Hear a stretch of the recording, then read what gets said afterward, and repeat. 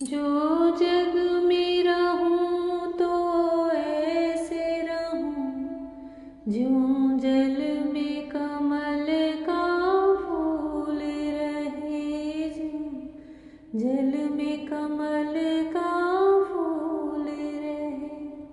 मेरे सब गुण दोष समर्पित हो, भगवान तुम्हारे चरणों में।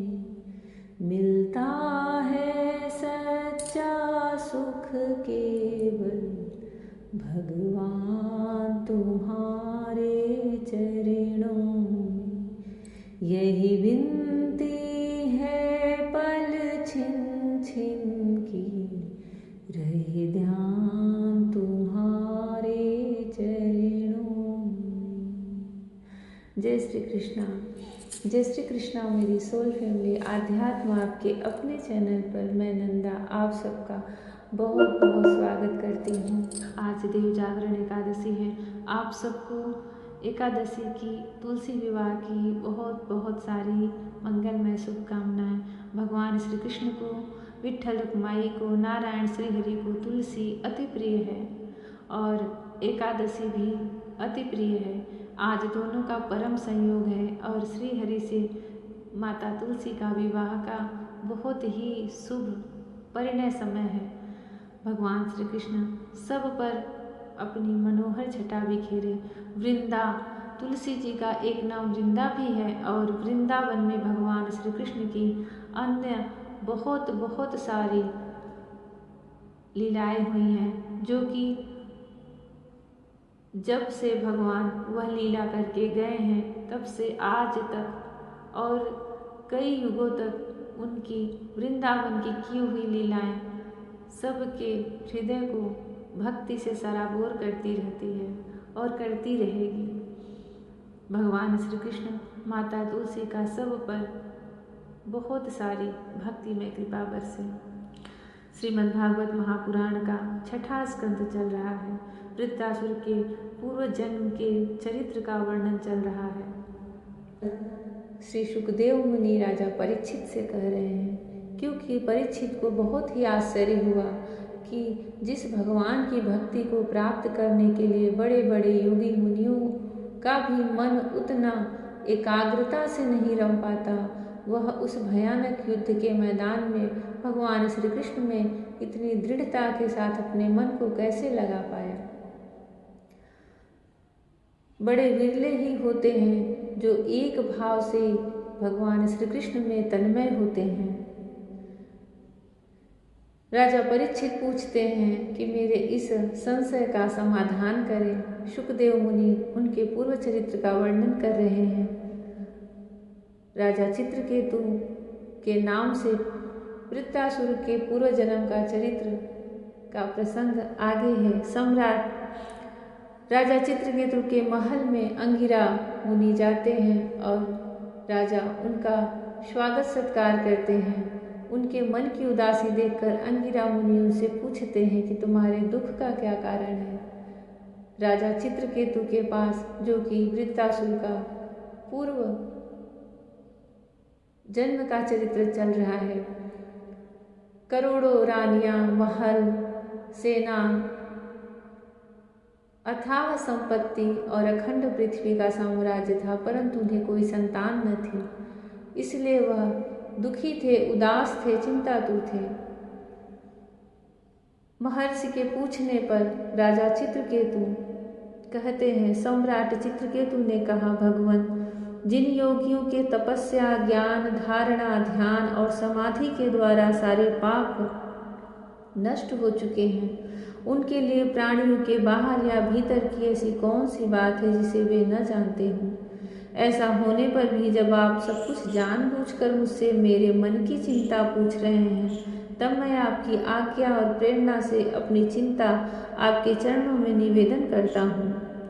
मुझे पृथ्वी का साम्राज्य, ऐश्वर्य और संपत्तियाँ, जिनके लिए लोकपाल भी लालायित रहते हैं, प्राप्त है, परंतु संतान न होने के कारण मुझे इन सुख भोगों से उसी प्रकार तनिक भी शांति नहीं मिल रही है जैसे भूखे प्यासे प्राणी को अन्न जल के सिवा दूसरे भोगों से। महाभाग्यवान महर्षि, मैं तो दुखी हूँ ही। पिंडदान न मिलने की आशंका से मेरे पितर भी दुखी हो रहे हैं। अब आप ही हमें संतान दान करके परलोक में प्राप्त होने वाले घोर नरक से उबारिए और ऐसी व्यवस्था कीजिए कि मैं लोक परलोक के सब दुखों से छुटकारा पा लूं। श्री सुखदेव जी कहते हैं, परीक्षित, जब राजा चित्रकेतु ने इस प्रकार प्रार्थना की तब सर्व समर्थ एवं परम कृपालु ब्रह्मपुत्र भगवान अंगिरा ने त्वष्टा देवता के योग्य चरु निर्माण करके उससे उनका यजन किया। परीक्षित, राजा चित्रकेतु की रानियों में सबसे बड़ी और सद्गुणवती महारानी कृतधुति थी। महर्षि अंगिरा ने उन्हीं को यज्ञ का अवशेष प्रसाद दिया और राजा चित्रकेतु से कहा, राजन, तुम्हारी पत्नी के गर्भ से एक पुत्र होगा जो तुम्हें हर्ष और शोक दोनों ही देगा। यूं कहकर अंगिरा ऋषि चले गए। उस यज्ञावशेष प्रसाद के खाने से ही महारानी कृतधुति ने महाराज चित्रकेतु के द्वारा गर्भ धारण किया, जैसे कृतिका ने अपने गर्भ में अग्नि कुमार को धारण किया था। राजन, सूरसेन देश के राजा चित्रकेतु के तेज से कृतधुति का गर्भ शुक्ल पक्ष के चंद्रमा के समान दिनों दिन क्रमशः बढ़ने लगा।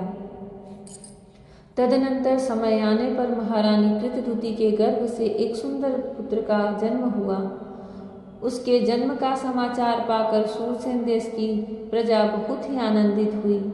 सम्राट चित्रकेतु के आनंद का तो कहना ही क्या था। वे स्नान करके पवित्र हुए, फिर उन्होंने वस्त्राभूषणों से सुसज्जित हो ब्राह्मणों से स्वास्थ्य वाचन कराकर और आशीर्वाद लेकर पुत्र का जात कर्म संस्कार करवाया।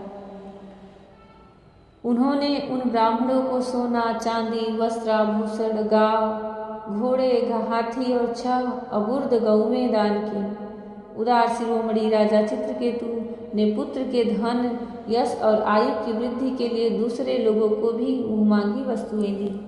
ठीक उसी प्रकार जैसे मेघ सभी जीवों का मनोरथ पूर्ण करता है, परीक्षित जैसे यदि किसी कंगाल को बड़ी कठिनाई से कुछ धन मिल जाता है तो उसमें उसकी आसक्ति हो जाती है, वैसे ही बहुत कठिनाई से प्राप्त हुए उस पुत्र में राजर्षि चित्रकेतु का स्नेह बंधन दिनों दिन दृढ़ होने लगा।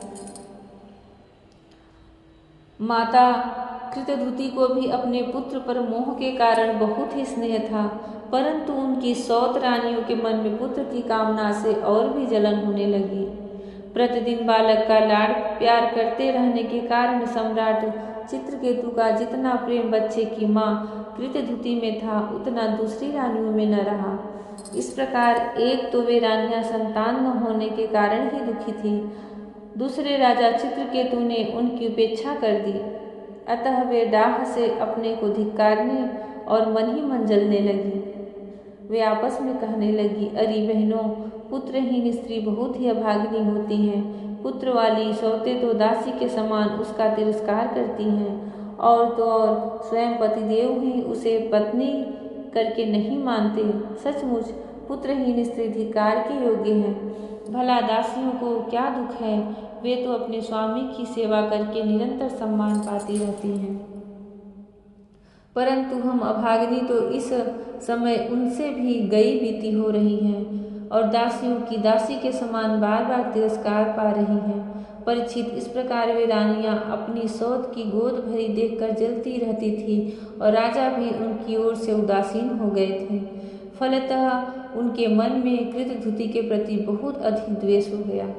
द्वेष के कारण रानियों की बुद्धि मारी गई, उनके चित्त में क्रूरता छा गई। उन्हें अपने पति चित्रकेतु का पुत्र स्नेह सहन न हुआ, इसलिए उन्होंने चिढ़कर नन्हे से राजकुमार को विष दे दिया। महारानी कृतधुति को सौतों की इस घोर पापमय करतूत का कुछ भी पता न था। उन्होंने दूर से देखकर समझ लिया कि बच्चा सो रहा है, इसलिए वे महल में इधर उधर डोलती रहीं। बुद्धिमती रानी ने यह देखकर कि बच्चा बहुत देर से सो रहा है, धाय से कहा, कल्याणी, मेरे लाल को ले आ। धाय ने सोते हुए बालक के पास जाकर देखा कि उसके नेत्रों की पुतलियां उलट गई हैं। प्राण, इंद्रिय और जीवात्मा ने भी उसके शरीर से विदा ले ली है। यह देखती ही हाय री मैं तो मारी गई, इस प्रकार कहकर वह धरती पर गिर पड़ी। धाय ने अपने दोनों हाथों से छाती पीट पीट कर बड़े आर्त स्वर से जोर जोर से रोने लगी। उसका रोना सुनकर महारानी कृतधुति जल्दी जल्दी अपने पुत्र के शयन गृह में पहुंची और उन्होंने देखा कि मेरा छोटा सा बच्चा अकस्मात मर गया है। तब वे अत्यंत शोक के कारण मूर्छित होकर पृथ्वी पर गिर पड़ी। उनकी सिर के बाल बिखर गए, शरीर के वस्त्र अस्त व्यस्त हो गए। तदनंतर महारानी का रुदन सुनकर निवास की सभी स्त्री पुरुष वहां दौड़ आए और सहानुभूतिवश अत्यंत दुखी होकर रोने लगी। वे हत्यारी रानियां भी वहां आकर झूठ मूठ रोने का ढोंग करने लगी। जब राजा चित्रकेतु को पता लगा कि मेरे पुत्र की अकारण ही मृत्यु हो गई है, तब अत्यंत स्नेह के कारण शोक के आवेग से उनकी आंखों के सामने अंधेरा आ गया। वे धीरे धीरे अपने मंत्रियों और ब्राह्मणों के साथ मार्ग में गिरते पड़ते मृत बालक के पास पहुंचे और मूर्छित होकर उसके पैरों के पास गिर पड़े। उनके केस और वस्त्र इधर उधर बिखर गए। वे लंबी लंबी सांस लेने लगे। आंसुओं की अधिकता से उनका गला रुंध गया और वे कुछ भी बोल न सके।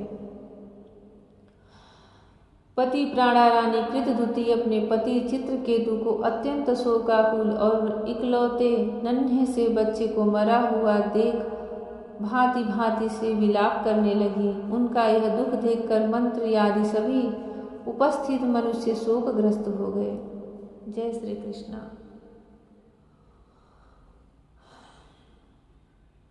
बड़े कष्ट से कोई चीज प्राप्त हुई हो और फिर उसे कोई छीन ले, तो ऐसा ही वेदना, ऐसे ही आर्त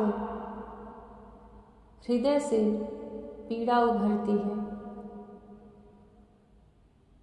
भागवत में लिखा है कि जो चीज़ हमारे भाग्य में नहीं है, अगर उसे हठपूर्वक मांगा जाए तो हमारे दुख का कारण होती है। भगवान श्री कृष्ण सबको आत्मसंयम बल बुद्धि प्रदान करें, सबको धीरज दे, सबके मन का क्लेश हरे। जय श्री कृष्ण। राधे राधे। जय श्री कृष्ण। हरि ओम।